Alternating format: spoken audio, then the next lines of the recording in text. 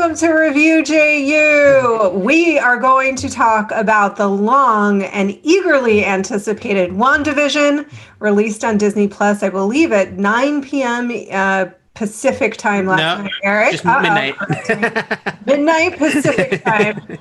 I was able to see it, and Eric was able to see it on a screener, the first 3 episodes last week, but we won't be talking about the 3rd episode here. We will be talking about the 2 that you have been able to see as well, with full spoilers. So that's episode 1 and episode 2 of WandaVision, 100% spoiler filled. That's your warning. If you haven't seen it yet, head on out. Come back when you have, join us here, and frolic within all of the MCU-ness of it all. 1, 2, 3.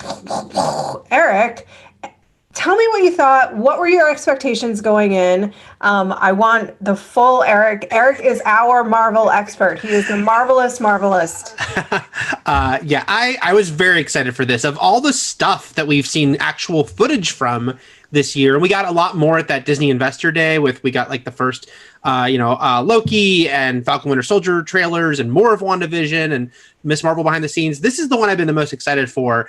I love that it was clearly going to be weird. I'm all for weird. I love Marvel, but I also love when they say weird. I was a huge fan of Legion, which, was made by Marvel TV, which is kind of now defunct, partnered with FX. But this is the first time Marvel Studios is making a show, and I was already kind of like, ooh, they're willing to go into some strange places with a brand that has become $1 billion a movie brand, which I was really thought was great. And to me, it completely delivered. We'll talk more about sort of how it's paced and how it is set up in a way that's so different from anything from the MCU. And I think for some people will be frustrating. But I was way into it from the beginning. Just the fact that it does plop us down with zero explanation of what's going on. It is definitely a slow burn, but they are so all in on the sitcom thing, which again, I think some people might not like.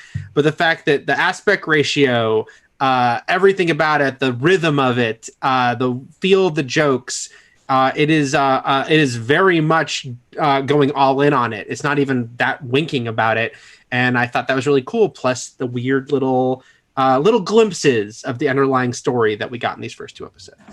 So a lot of people, I'm going to address this. If you've been watching Screen Junkies for a period of time, for the last couple of years, then you will know that a number of years ago, in a Movie Fights episode, we were challenged to pitch our ideal genre of Marvel movies, because that was when we really started to, I think it was Captain America 2, Winter Soldier, where we really started to get the sense, wow, they're going to really lean in on like dialing in genres, and they haven't. That had been the 70s spy genre. They haven't leaned as far in as I thought they might in terms of like horror with Doctor Strange and things like that. That said, Ragnarok had that kind of 80s fantasy thing going. Yeah. Oh, sorry. No worries. Sorry. So I just kept like saying. I literally thought, is she Wanda glitching? Yeah, I was Wanda. Actually, that was on purpose. We're referencing the show. So in any event, my pitch was for a Wanda and Vision movie, and it is. A number of people as WandaVision marketing materials came out. The crux of it was that the initial pitch was you thought it was this rom-com, and it started out in this like very cheeky rom-com-y way. And it was referencing television. And then ultimately MODOK was in control, and it would start to get dissonant and like glitch, and something was off, right? That was the initial pitch in short. I haven't watched it back in many years. I mean, I never watched it back ever. I did it in that moment. But someone tagged me in it, and I'm going to watch it later today, because I will say, not only was that the original pitch, but as further developments happened in the MCU, as we saw things like the tech that Tony had to deal with grief, and we saw the events of the last 2 Avengers movies, where, hey, spoiler for the Avengers, we lost one of those characters. So now somebody has a reason to be in grief. um, I kept adjusting and updating them. And I'm going to be really honest, it is eerily similar. I mean, I know that and this is where I own that people have told me there's a comic run that they're riffing on. And I believe you, I haven't read it yet. I'm definitely going to. But I will say, like, my ability to review it is informed by the fact that part of the thing that I was doing while I watched this was pause it and turn to my boyfriend and be like, this is weird. It's so truly similar, and in tone, in thematic ideas, and like the emotional content. Now, we really don't know exactly what's going on just yet in this world. So I'm going to own that at the top. Like, this is very informed by the fact that half of my brain just was wrestling with my entire life choices and thinking, like, maybe I should have tried harder to have a real creative career, you guys. Like, maybe I really just should have tried to make stuff in the world. I'm going to do that, because I think there is something to the idea of, like, there are, first of all, you're kicking those around when you're kicking them around with your colleagues, those ideas when you're going into a show like that. But two, there's this idea of, like, ideas that exist in the universe. So I am coming to a long, endless way of saying basically what I had wanted was a really weird, almost Lynchian version, combined with the clarity and the humor and the emotional resonance of the MCU, was really what I wanted in that package of that idea. And to focus in on this relationship, which I found to be one of the strongest relationships in the MCU, which was Wanda and Vision. And they delivered it. I mean, it's as if, like, that's what I'm saying is when I watch the show, for me, and I understand that some Marvel fans aren't necessarily going to connect with it, it is literally as if I manifested the very thing I wanted to watch. It's as if you could change the world like Wanda can. Like Wanda can. And what's even more amazing than that, and we'll talk about, like, the kids, and the implications of that. But what's even more amazing than that is that Eric and I were both television reviewers on top of it. So the fact that they're riffing on these tropes in television and playing with them so smartly, mm-hmm. and utilizing them in a way that really allows them to be fun and funny and humorous and deliver all those things that we want from the MCU, but also create that sense of, like, disconnect and unreality, because those shows were very unreal. They were painting a very unreal portrait of what a family is like, a very idealized portrait of what a family in the world is like. And my sense is that the closer Wanda gets to accepting the reality that she's in, that the closer we're going to get to an era of television that's closer matches our reality. I just think it's genius. Yeah, I really honestly do. And that sounds hyperbolic, but I think they have taken this and executed it so far in the first few episodes we've seen beautifully. That was my rant on, because Eric, I'm going to send you, somebody tagged me. And I want to see it. I'm going to going to send it to you, but note that I also kept updating it. That's like, funny. with the Stark tech and with, like, Vision, this has happened. It's funny because, this was meant to be the fourth Phase 4 project. It was supposed to come after Black Widow, Falcon and Winter Soldier, and Eternals. So not only would have not have launched Phase 4, so it's a strange way to obviously launch this new era, but also it wasn't even going to be the first of the Marvel Studios TV shows. But it feels perfect that it is, because there's this meta aspect to it, because now that Marvel Studios is embracing TV as a new medium for them, here we have a show that is deconstructing TV as a medium. So in a way, it just kind of feels, this should be the first show they do before Falcon and Winter Soldier, one that is so pulling it all apart. And it is interesting. I was tweeting about this yesterday, about the fact that something that's changed drastically in the past 20 years is the fact that young people now don't grow up with old sitcoms. And in the 80s, they were everywhere on syndication. So even though if they've been off the air for decades, from the 50s, 60s, 70s, you still saw them. And that still continued with, like, Nick at Night in the early 90s. But that's gone away now. And there isn't this shared language that, of course, everyone's seen I Love Lucy, everyone's seen Bewitched, everyone's seen Brady Bunch. You can't assume that anymore. I am curious how some younger viewers will take these early episodes because they are about a kind of TV that I just don't think they've probably seen. Some families, of course, there might be some parents who made sure their kids saw that stuff and whatnot, or they just ended up liking it and sought it out. But it is interesting, these first couple especially, I'm like, wow, this is it's being so specific on the rhythm and style of something that is not as readily familiar to people that even kids would have been familiar with 20 years ago, even though they weren't new shows at the time. So I'm kind of going to look online a little to see how people are taking that, because I know I saw some people say, oh, it's spending too much time with the sitcom thing because it is all in. I mean, we're literally getting a sitcom episode. We are getting an episode based around miscommunication. They didn't realize the boss and his wife are coming over. Wacky, and like it. Oh, yeah. But I love that. I love it too. But again, you and I think grew up probably watching a lot of television, watching a lot of reruns, watching Nick at Night. We were very familiar with their shows. But then we grew up. I mean, when I was a kid, I remember I had this moment of like, they would always ask you what you want to be when you grew up. And I would say, I want to be an actress. I want to be a director, not really understanding what those things were. I want to be a writer. And then at a certain point I said, I just want to watch movies and TV for a living. And that happened for me. So again, I think I'm Wanda. But I watched a ton of TV, and then we became TV critics. So for us, this is like, oh, this is just delightful. I know exactly what you are doing here. Yeah, I was laughing so much at, because some of the jokes I think are legitimately funny, but some are also, a lot of them are purposely corny because they're written to be the style of those shows.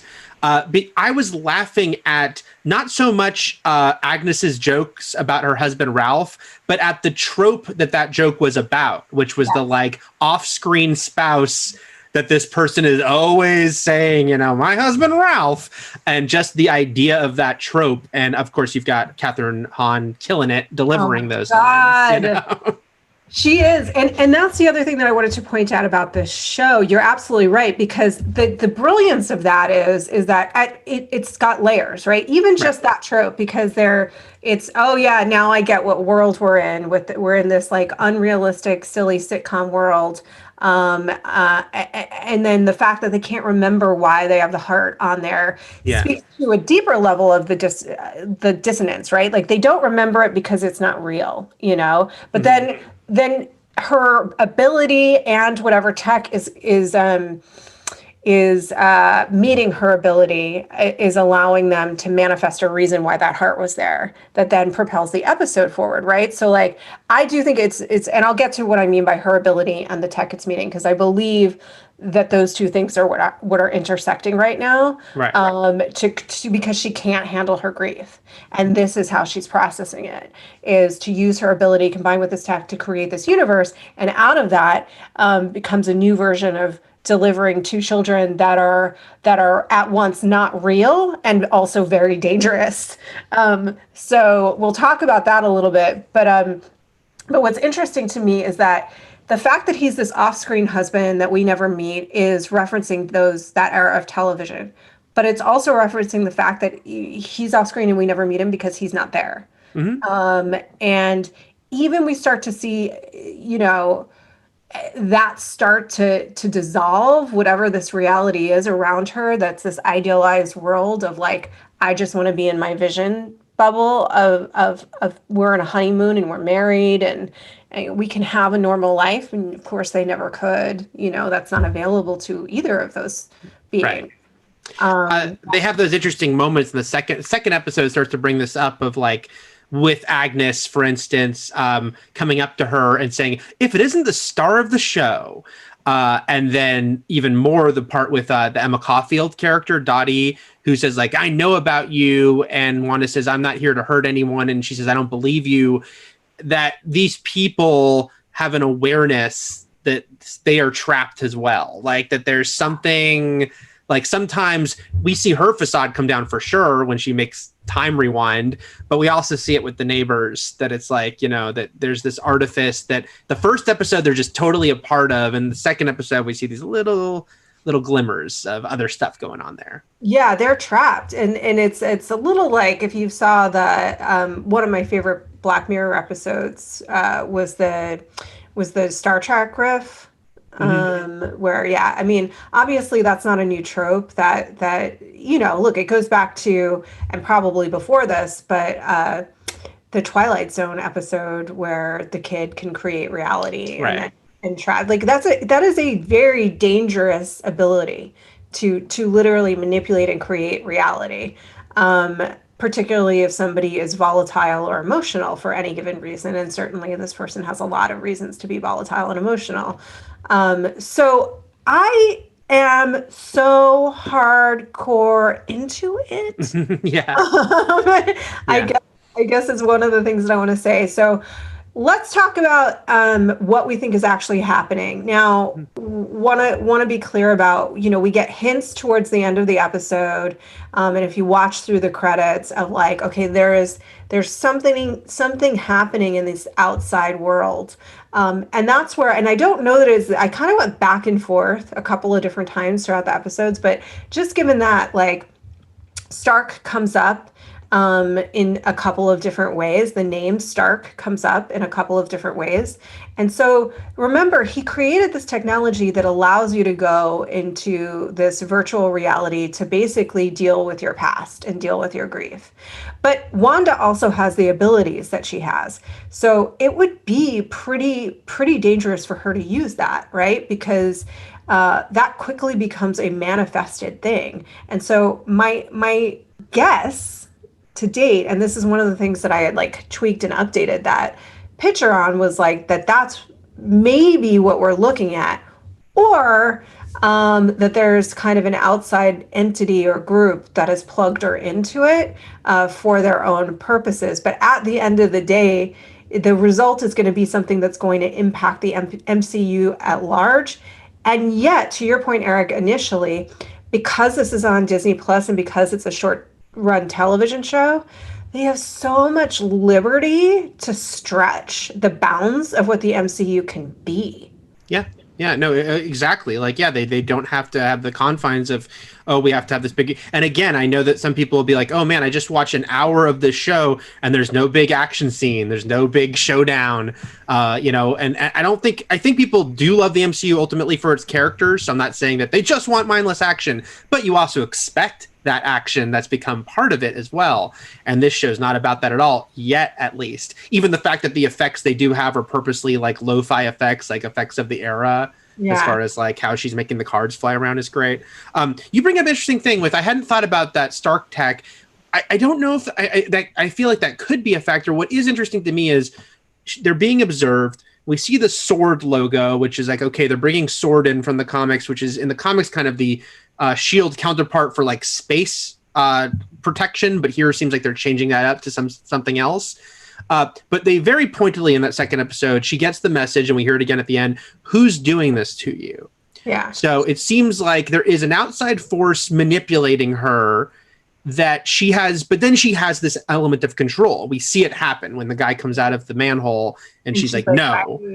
And she makes it all So it's like someone is using her and has knowledge of her abilities to make use of her in this way. I started to wonder, I've watched both episodes 3 times now, and the whole For the Children thing in the second one, which is that really stood out. And I'm like, do they want her to have children? Like, is something trying to make her have children for its own purpose? To me too, because it was, by the second time they had said For the Children, and then you get that weird silence moment, it's clear that they're communicating with us, the audience. And again, that was one of the moments where I stopped and I was like, oh shit, she's gonna have these, shoot. To Caleb, I said, she's going to have these crazy babies that are not real, but are super dangerous. And someone's manipulating that into being by putting her in this position where she's in this idealized version of her life where she can manifest that way, because it's with the love of her life. It's with Vision. And I returned just because he now really is going to enter the MCU to MODOK as a question, but not. I don't know. I mean, I feel like there's a ton of possibilities out there, but yeah, it's almost like on the one hand, somebody's trying to get to her to release her from this imprisonment through some kind of tech, and on the other hand, someone's controlling her, Right. and maybe even she's in some state of paralysis or like a coma-like state where all of this is just playing out in her mind. But remember, her mind and reality are one step away from each other. Yeah, yeah. And I really think the commercials, what really sticks out to me so far is the first one with the Stark toaster and the second one with the Strucker watch. They're all hinting something. The clock is counting down. That's why I brought up Stark. Yes. But I also think it is notable that Stark and Strucker are part of her traumatic backstory. It was a Stark missile that killed her parents. It was Strucker that manipulated her and her brother and gave them their powers. Yeah. So it might also just be a reflection of that, of the fact that, like you said, she's creating this idealized world, but the things that really informed her are still in there, and that's how they're creeping in these commercials, and the red light blinking in the commercial with the Stark toaster and whatnot. That there's like these signs of the things, because again, when they are asked where they're from, what their story is, they can't answer, and it definitely seems. I'm glad I just remembered to bring up one of my favorite scenes, which was the scene in the first episode where Mr. Hart starts choking at the table.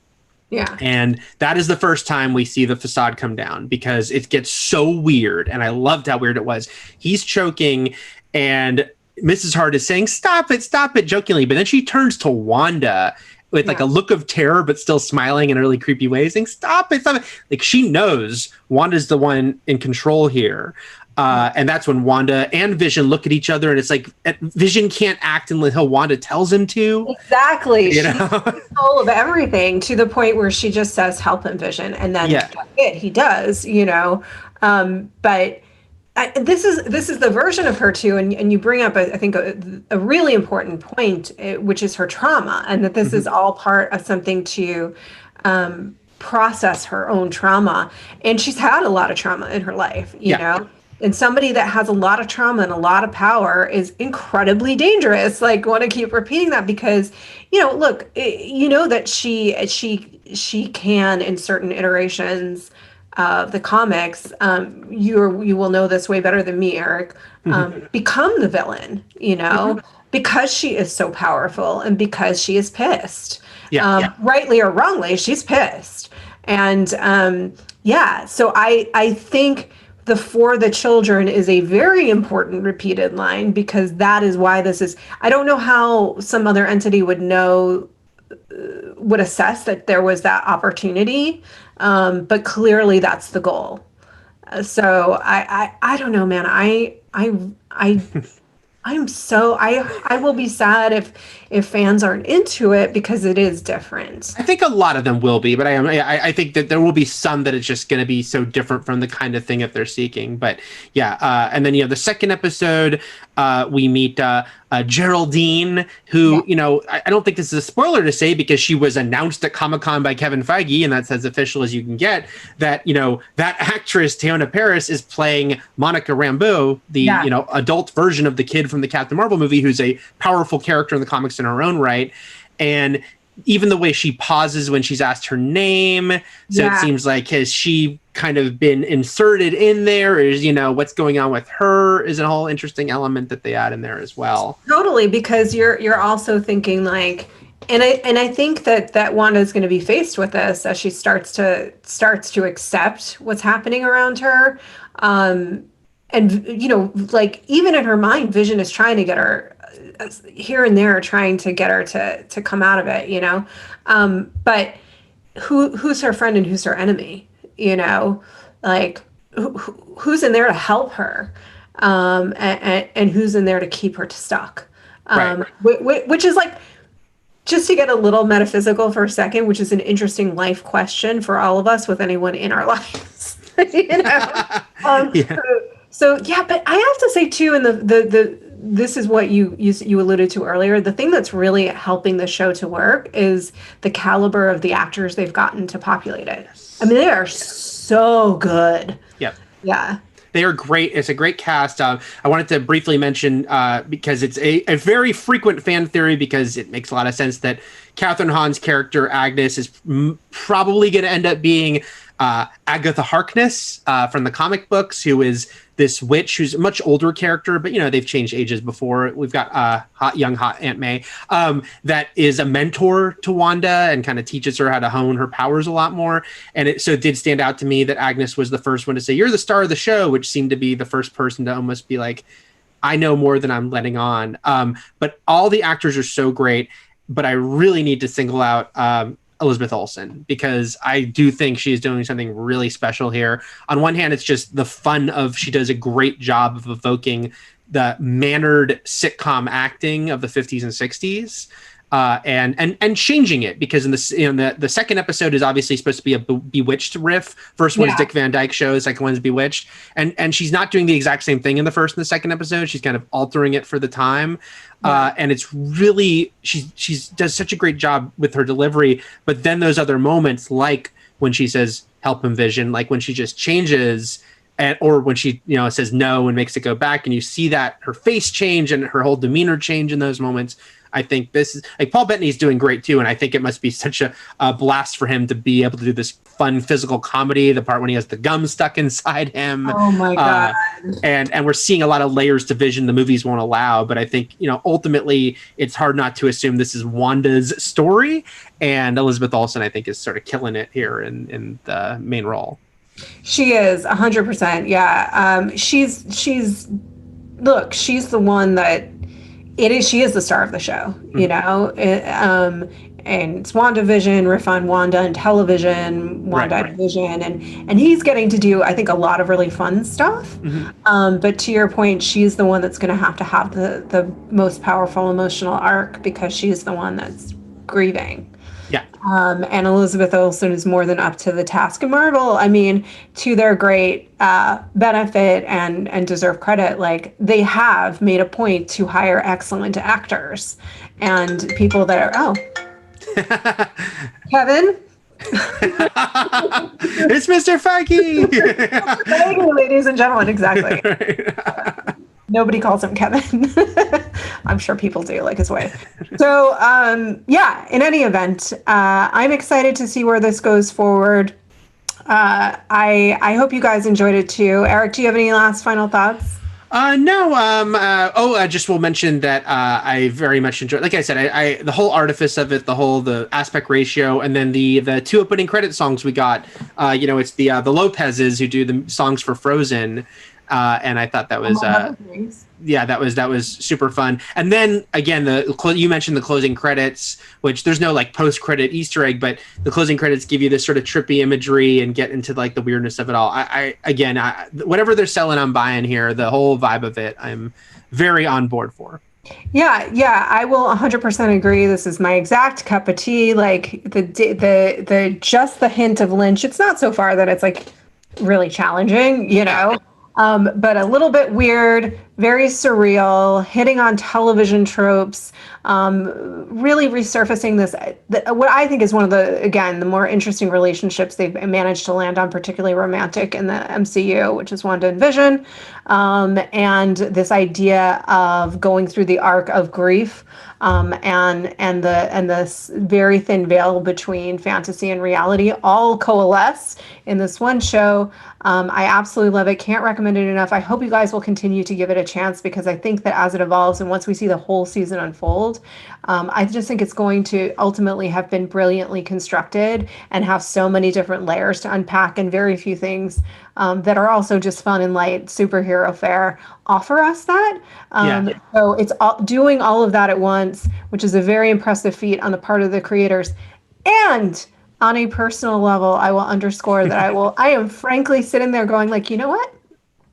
it might be a lot smaller than this, but I'm going to have an idea and I'm going to make it and I'm going to see it in the world. I'm going to do that now because I feel like I should. I believe that is completely a thing you can and should do, Roth. And yeah, I also just wanted to mention it was a this long drought between MCU stuff that was not planned. And I think the MCU is an amazing, achievement. Not 100, it hasn't been like every single movie's nailed it, but most of them have. So it was really great to have, the opening again, right? The title card, the MCU Marvel Studios title card come up. And it was back, and then for it to go into this black and white, tight old school box aspect ratio thing, and to be like, oh, they're back, which is great, but now for something completely different. I'm excited by that combination. Love it, love it, love it. And final asterisk thought is like I'm also being a little hyperbolic and like not about having an idea and seeing it through in the world, but about the idea. I know there's this comic run that I do really want to read now, and things like that. So thank you guys for joining us today. Thank you, Eric, for your time and your service to your fandoms, bringing us all the Marvel know-how to this show. But what's great about it is I think there's plenty to unpack if you're completely familiar with the Marvel universe, but there's a lot to enjoy if you're not. So you guys let us know what you think in the comments below. And I think we're going to try and come back and do this more regular. Are we doing that? I think so. I think we're going to we're going to see what we can do to keep checking in on WandaVision. Yeah. Keep on checking in on that WandaVision. All right. Thank you guys. Happy